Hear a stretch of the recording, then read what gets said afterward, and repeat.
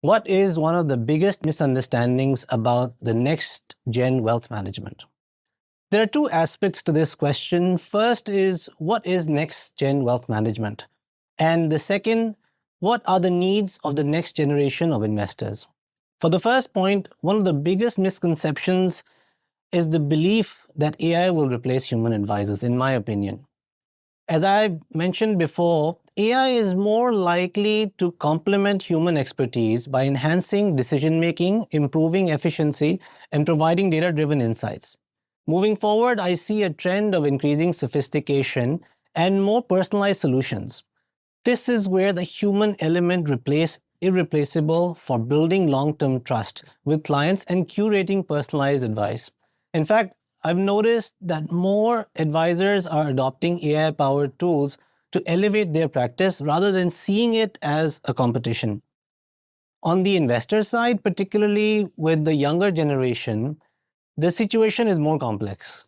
Many young investors, in my opinion, have ambitious goals, but are often overwhelmed by the flood of information and the countless investment tools available to them.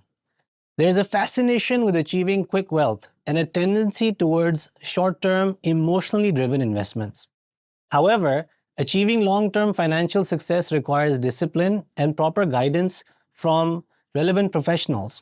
Like Warren Buffett has said, we don't have to be smarter than the rest. We have to be more disciplined than the rest.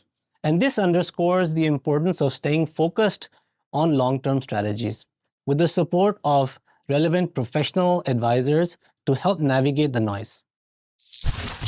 While discussions often assume that next generation is more likely to engage in riskier trading, recent data tells a different story. A 2023 study conducted by Australian fintech Open Market Group offers very surprising insights. Younger Australian equity investors demonstrated higher returns than Gen X and baby boomers during a year marked by volatile economic condition and rising interest rates. Specifically, this was a study done on nearly 100,000 accounts. So, Gen Y and Gen Z investors achieved higher annual returns compared to Gen X and baby boomer investment.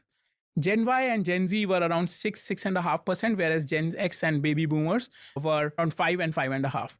Interestingly, the younger investors used a largely buy and hold strategy, making an average of 13 trades annually, while baby boomers were executing more frequently with an average of 26 trades per year. This data challenges the narrative that younger investors are predominantly engaged in high risk trading, showing that many have adapted a more conservative and long term approach to wealth building.